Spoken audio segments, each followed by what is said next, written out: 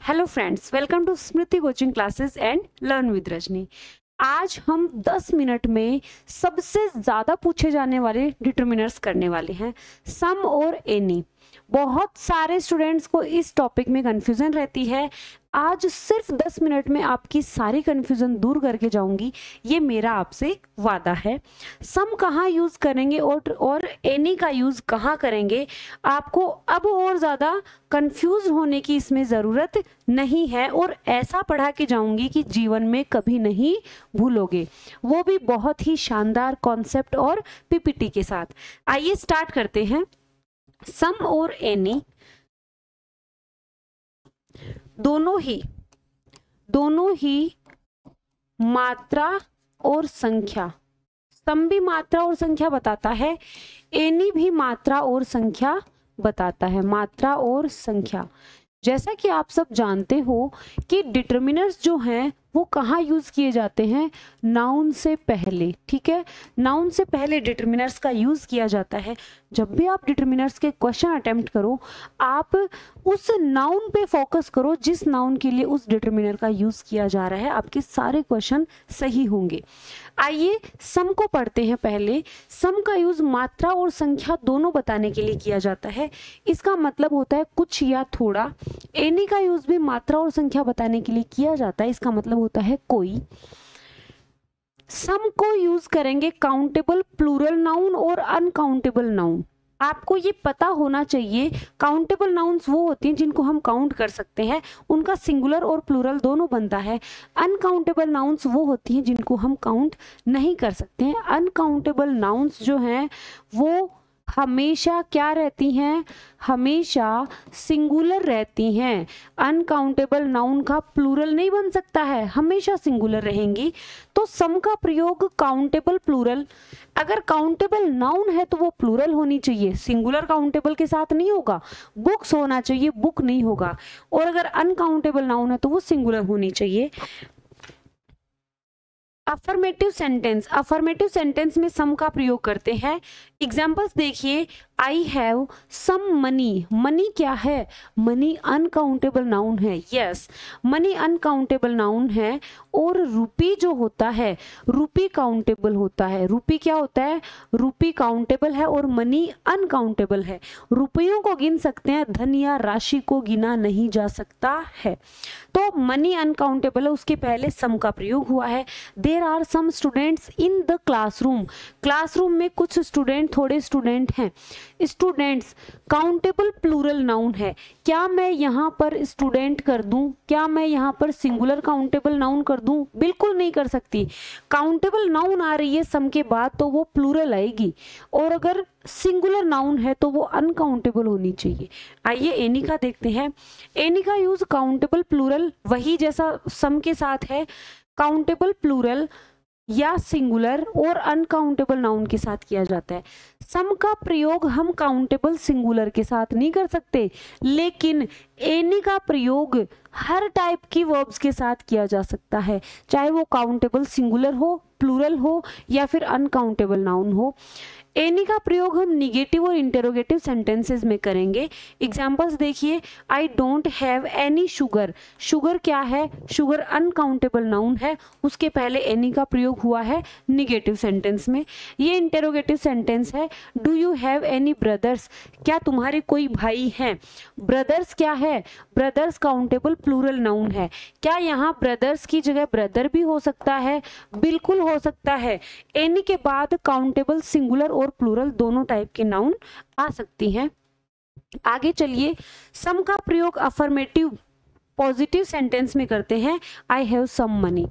सम का प्रयोग हम इंटेरोगेटिव में भी कर सकते हैं, जब हमें सामने वाले से आंसर की उम्मीद हाँ में हो, जब हमें पता है सामने वाला हाँ में उत्तर देगा, या फिर कोई हम ऑफर कर रहे हैं, कुछ सजेस्ट कर रहे हैं, would you like some tea, क्या थोड़ी चाय लेंगे? इंटेरोगेटिव में भी सम का प्रयोग किया जा सकता है। रिक्वेस्ट, पोलाइट टोन में हम रिक्वेस्ट कर रहे हैं, तब भी हम सम का प्रयोग इंटेरोगेटिव में कर सकते हैं। Can I have some water, क्या मुझे थोड़ा पानी मिलेगा? हमें पता है सामने वाला हाँ बोलेगा, पानी के लिए कौन मना करता है? जब हमें सामने वाले के आंसर की उम्मीद यस में हो, तब हम सम से क्वेश्चन पूछ सकते हैं। अनकाउंटेबल नाउन और काउंटेबल प्लूरल, इन्हीं के साथ सम का प्रयोग होता है। आई नीड सम वाटर, मुझे थोड़ा पानी चाहिए। शी बोट सम बुक्स, क्या मैं यहाँ प्लूरल की जगह सिंगुलर काउंटेबल कर दूं? नहीं कर सकती हूँ, कभी नहीं कर सकती हूँ। यहाँ से बहुत बार क्वेश्चन उठाए जाते हैं। एनी देखिए, निगेटिव सेंटेंस में और इंटरोगेटिव सेंटेंस में एनी का प्रयोग होता है। I don't have any sugar, do you have any brothers. Conditional sentences में भी एनी का प्रयोग होता है। If you have any questions, अगर तुम्हारे कोई प्रश्न है, आस्क मी, मुझसे पूछो। एनी के बाद जो नाउन है काउंटेबल नाउन, वो चाहे सिंगुलर हो चाहे प्लूरल, दोनों हो सकती है ना। Emphasis on no restriction, you can take any seat, तुम कोई भी सीट ले सकते हो। तो नो रेस्ट्रिक्शन अगर हमें बताना हो कि भाई कोई बाध्यता नहीं है, वहां हम एनी का प्रयोग कर सकते हैं। लेकिन ये जो सेंटेंस है इफ वाला, वहां एनी भी आ सकता है और सम भी आ सकता है। ठीक है, गलत कर दिया, इसको सही करती हूँ, सम भी आ सकता है। इफ क्लोज में सम एनी दोनों का प्रयोग किया जा सकता है। इफ यू वांट सम या any help let me know, अगर तुम्हें कोई मदद चाहिए प्लीज मुझे बताओ। यानी इफ क्लोज में हम सम और एनी दोनों का प्रयोग कर सकते हैं। सम भी आ सकता है, एनी भी आ सकता है, दोनों साथ में नहीं आएंगे। क्लियर? आगे चलिए। अब देखो, एक ही स्लाइड में बहुत अच्छी चीज मैं यहाँ लेकर आई हूँ। ये सम है और ये एनी है। पॉजिटिव सेंटेंस में सम का प्रयोग करेंगे, एनी का नहीं करेंगे।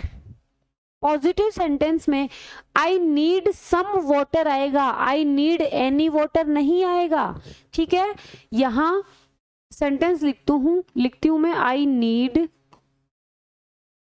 सम वाटर आएगा, है ना। अगर मैं यहाँ एनी वाटर कर दूंगी, गलत। पॉजिटिव सेंटेंस में सम का प्रयोग करेंगे, निगेटिव सेंटेंस में एनी का प्रयोग करेंगे। ठीक है, निगेटिव सेंटेंस में एनी का प्रयोग करेंगे। लेकिन यदि सामने वाले से आंसर की उम्मीद हाँ में है, तब हम सम का प्रयोग भी इंटरोगेटिव में कर सकते हैं, निगेटिव में नहीं।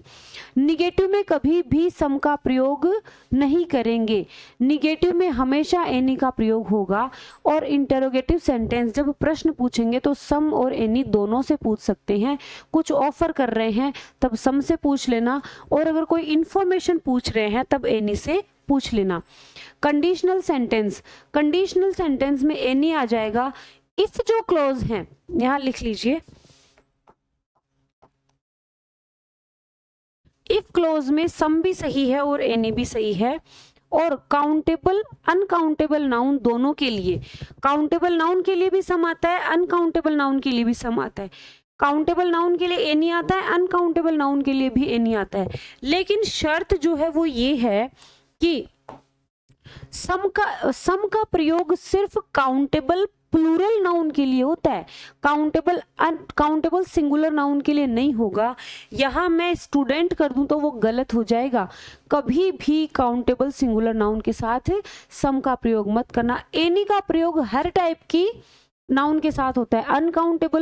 अनकाउंटेबल नाउन हमेशा सिंगुलर रहती है, और काउंटेबल सिंगुलर हो या प्लूरल हो। तो ये आज की इस छोटी सी क्लास में मैंने सम और एनी का प्रयोग आपको बताया है।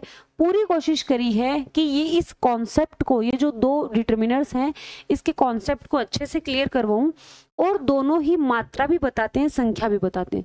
मात्रा बता रहे हैं तो अनकाउंटेबल नाउन के लिए बता रहे हैं, और अगर संख्या बता रहे हैं तो वो काउंटेबल नाउन के लिए बताई जा रही है। ये भी अगर मात्रा बता रहा है तो अनकाउंटेबल नाउन के लिए, और संख्या बता रहा है तो काउंटेबल नाउन की संख्या बता रहा है। अगर आपको वीडियो पसंद आई है, आप किसी भी एग्जाम की तैयारी कर रहे हैं, डिटर्मिनर्स का टॉपिक हर एग्जाम में पूछा जाता है। लर्न विद रजनी पर हम आपको ऐसे ही कॉन्सेप्ट प्रोवाइड करवा रहे हैं। प्लेलिस्ट जाके चेक करना, आपको सारे जो टॉपिक्स हैं जनरल इंग्लिश के, वो जनरल इंग्लिश के सारे टॉपिक 10 मिनट 15 मिनट में बेसिक कॉन्सेप्ट करवाया हुआ है, और डिटेल्ड में भी आपको हर टॉपिक की क्लास लर्न विद रजनी पर मिल जाएगी। अगर आप हमारे चैनल पर नए हैं, प्लीज़ चैनल को सब्सक्राइब कर दीजिए।